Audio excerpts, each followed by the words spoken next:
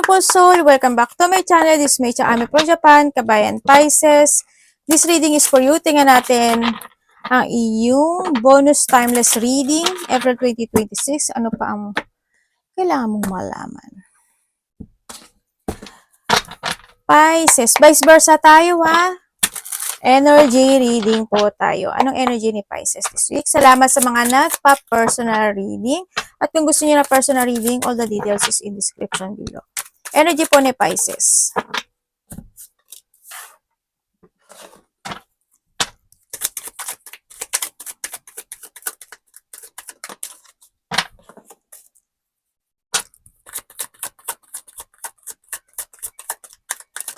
Uy.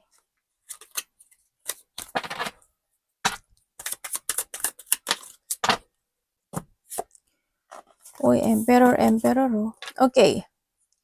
Energy mo, sa nakita ko sa'yo dito is, kung meron ka mga decision making na hindi mo nagawa, yung mga nakaraang taon talaga, no? Mga nakaraang araw,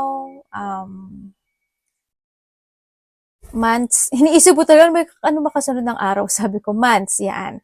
Is this time is mas magiging okay na siya. Mas parang may ipo-forward ka na. Or, hando na, kung dati isa panghinaan ka ng loob. Halimbawa, dati hindi naging maganda yung energy mo, naging mapanghinaan ka ng loob, hindi ka makafocus, o kaya is na lack of discipline ka, ganyan. Hindi ka mas mo nakapag-isip. This time, mas magiging maganda yung iyong energy this time. Kasi nahando na yung point of your controlling to yourself. Tapos nahando na rin yung mga pagpapasya mo. And then may mga decision making ka na i-move sa nakikita ko sa'yo dito. Yun. And then also, ang nakikita ko sa iba sa'yo, you are more on moving forward this time sa nakita ko sa ito. More on focus, more on discipline. Tapos may mga logic organized ka na sa sarili mo this time. You're using your wisdom o yung karunungan mo this time to clarity any situation into your life. Mas matatag ka this time than sa mga nakaraang araw o nakaraang buwan o taon man yan. Handun yung happiness. Kumbaga, no, sa nakita ko sa handun yung joy sa nakikita ko sa iyo dito this time. Yun, congrats. Kumbaga nandito kasi you are moving on. Hindi ko nakikita yung pagiging stagnant nung iba dito, no? Yun, nandun na yung, it's more on understanding, tsaka more on matured yung aura mo ngayon this time sa nakikita ko sa iyo dito.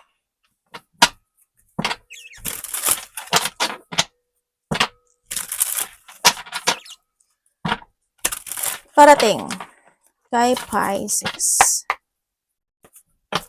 Parating po kay Pisces.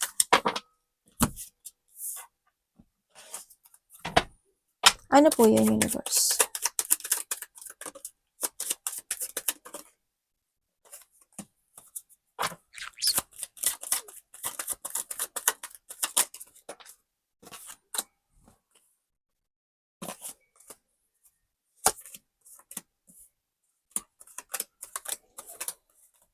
Okay. Ay, sorry, anak. Okay, parating sa iyo. Parating sa iyo, Pisces. Ang nakikita ko sa iyo dito, kasi pag-uusapan ka raw. Yan. Pag-uusapan ka, iba dito is magiging busy daw kayo. Hando ito na rin yung point na maraming oportunidad na darating sa buhay mo. Kumbaga is, unti-unti mo na daw makakamit yung iyong pangarap, o may mga pangarap, o may pangarap ka na makakamit this time.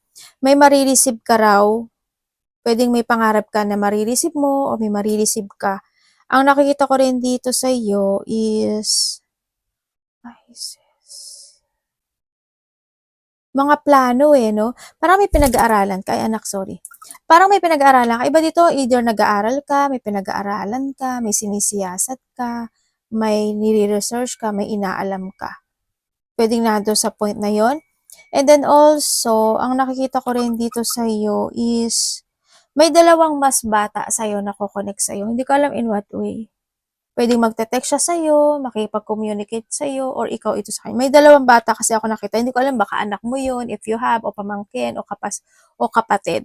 Pwedeng mahihingin siya sa iyo. Isa sa kanila or both yun, either hihingi siya ng tulong or mahihilingin siya sa iyo. May paghingi kasi ako na nakikita dito. And then also is nandun na yung point, may mga time daw na malilito ka. Hindi ko alam in what way, pero malilito ka.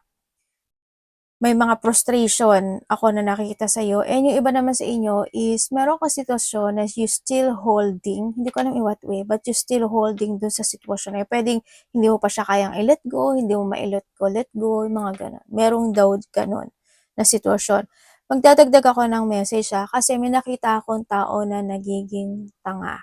Hindi ko alam in what way. May tao na nag-entitle, may tao na naghahari-harian, matigas ang puso, or may tao na hindi ko alam parang nagmamarunong, parang mga ganun sitwasyon. Sana hindi ikaw ito, at may tao ka nakikitang gano'n. Tsaka kung may mga papers and documents kayo na susulatan, kailangang asikasuhin niyo na. Tapos kung may mga susulatan o pipirma kayo, basahin yung maigi ha. Yun nakita ko sa iyo. Basta may papers and documents din kasi ako na nakikita sa iyo. In what way o para saan hindi ko alam. Magkakaiba kasi kayo. And then also, is nandito rin yung parating sa iyo is merong paglaya. No? O may taong lalayo, or may taong aalis o lalaya. Pwede ikaw lalaya kasi isang sitwasyon mo na naging mahirap. Diba? Or sa iba naman dito is may taong may paghihiwalay o may paglayo ako nakikita kasi Yun ang nakikita ko Ikaw or someone is connected sa'yo, magkakaroon ng paglipat din. Pwedeng may ililipat ka, maglilipat ka ng bahay, ng lugar, ng place, pang umaga, patanghali, panggabi, section 1, section 2, section basta may paglipat o may ililipat ka na sitwasyon o may lilipat. O sa transformation at may mga pagsasaayos na gagawin. May taong hihingi daw ng tulong, pwedeng ikaw ito or may taong hihingi sa'yo ng tulong. Mag-ingat talaga kayo pagdating sa sitwasyon ng iba sa inyo kasi merong sitwasyon na alam mo yung nauulit or mauulit muli. May ganong sitwasyon or paulit-ulit. Hindi ko alam in what way sa'yo, pero may ganon. Pwede rin na halimbawa lang, mag-exercise na ako, tatama rin, mag-exercise na ako, tatama rin. Pwedeng ganon. Example ko lang yun O kaya is, you feeling bored sometimes, may mga ganon. O baka naman may ginagawa, o may tao nagiging bored, parang ganon sa iba. Pero mag-ingat ka na lang sa mga sitwasyon na nagiging on and off situation or paulit-ulit. Ingat ka na lang doon. Anak, gumin na. Chito mate. Kilo. Ito may anak ko. Di ba? Yung buntot niya. Kasi nakapatong siya sa baraha actually. Tingnan natin dapat mo iwasan. Nakataas pa yung paa na ka. Paano kung matabunan kita nito? Dapat iwasan ni Pisces. Alam mo, may renewal dito. Siguro may mga i-renew ka? Or may mga renewal situation na magaganap sa buhay mo. Mga ganun. So, iba sa inyo is may mga bagong proyekto, mga bagong idea, ganyan. Mga bagong Nagkakaroon ka na this time ng innovation no? Pag-angat, kumbaga. Dapat iwasan ni Pisces. O kung may mga idea ka, iporso mo yun.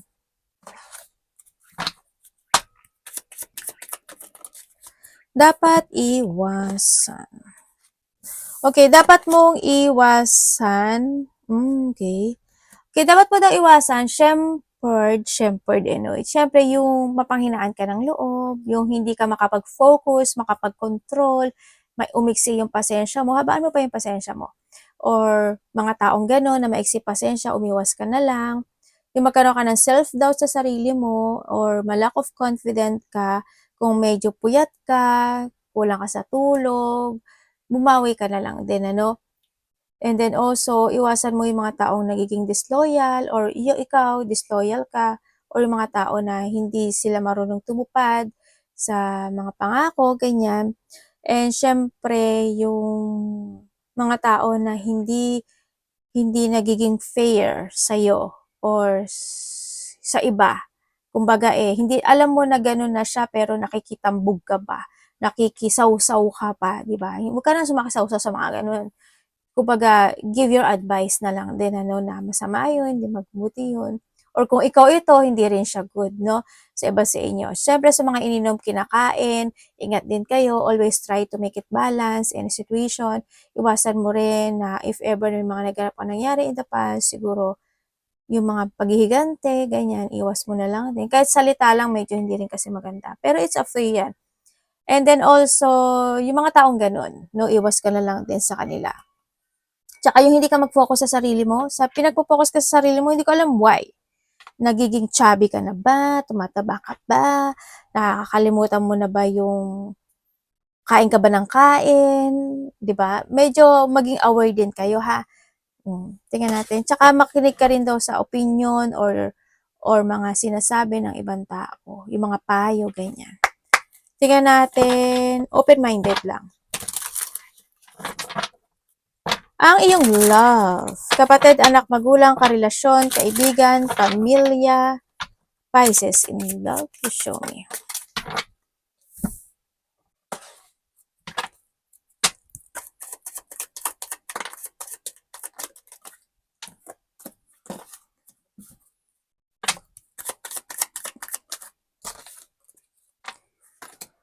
Okay.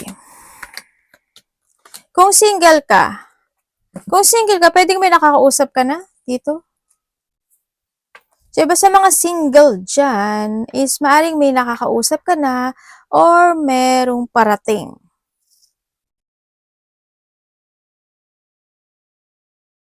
Bakit universe? Of the 778, 8877.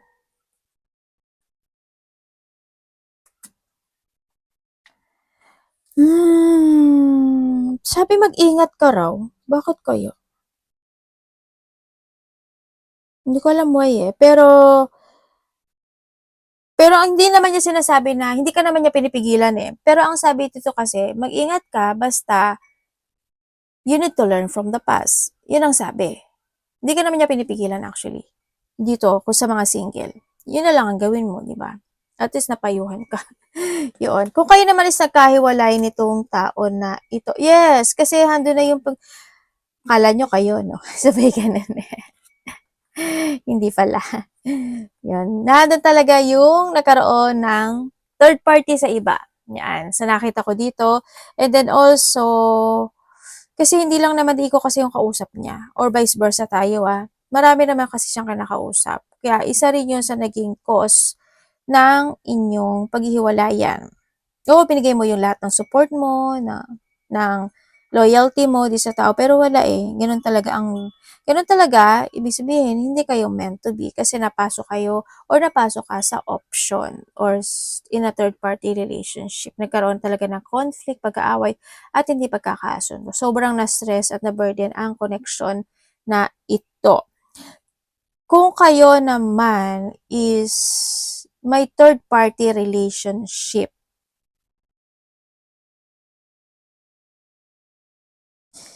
sa may mga third party, aware ka eh. Alam mo, ibig sabihin. Nabivision mo. Or sa iba, nabivision mo. Or sa iba is, alam mo yung instinct mo. Nararamdaman mo.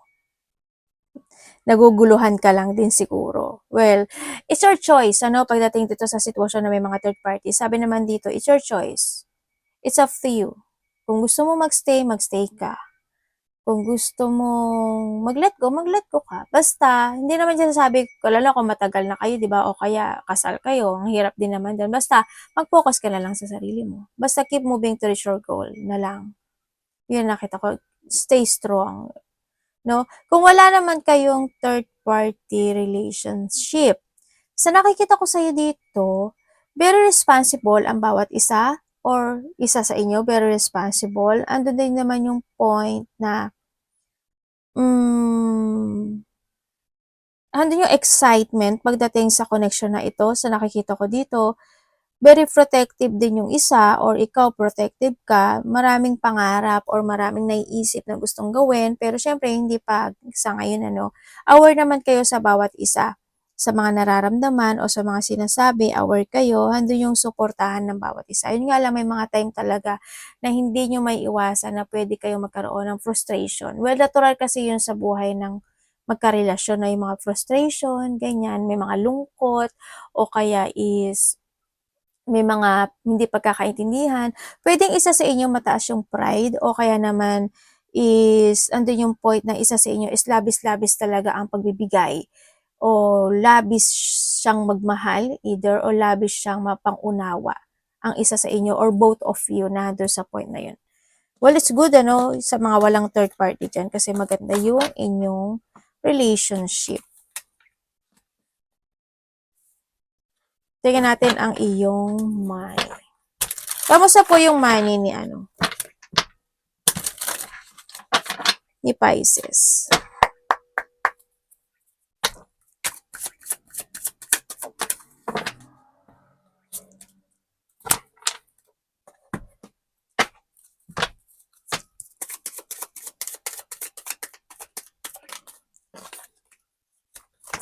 Okay.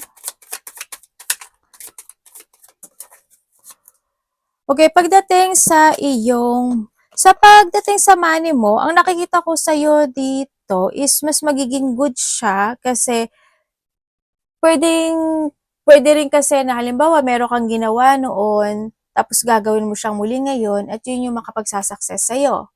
Halimbawa, dati nag-iipon ka ng pera, diba? Tapos naputol yun. Ngayon mag-iipon ka uli ng pera. Ganon. Sa iba sa inyo is there's a success situation kasi pagdating sa pera mo. Kung dati masyadong naging malungkot, masyadong nawala, o naging matumal, o hindi naging maganda yung pagpa-progress, o may mga regret situation pagdating sa pera, this time hindi na daw. There's a movement and recovery happen when it comes sa iyong pera. Sa nakikita ko sa iyo dito, may mga bagong proyekto or may mga success situation. Handun na rin yung high determination sa mga bagay na pagdating sa kaperahan. May mga new idea din ako nakikita. Handun yung excitement, kumbaga, no, pagdating sa kaperahan at pagbabalik ng confidence mo. Hindi ko alam why, pero mas more ka nakikipagsapalaran this time, pagdating sa iyong kaperahan to success. And you always have a faith pagdating sa iyong kaperahan, Ang nakita ko rin dito is may hihingi ata sa'yo ng tulong or may magbibigay sa'yo ng tulong connected ang pera o trabaho. Yun ang nakikita ko. Mas magiging at peace ka this time pagdating sa pera mo. Yun ang nakikita ko sa iyo dito.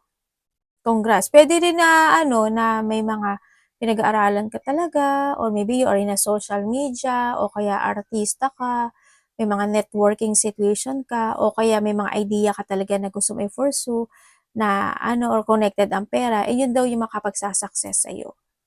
Yun ang nakikita ko sa iyo dito. Congrats kasi ang ganda ng iyong kaperahan.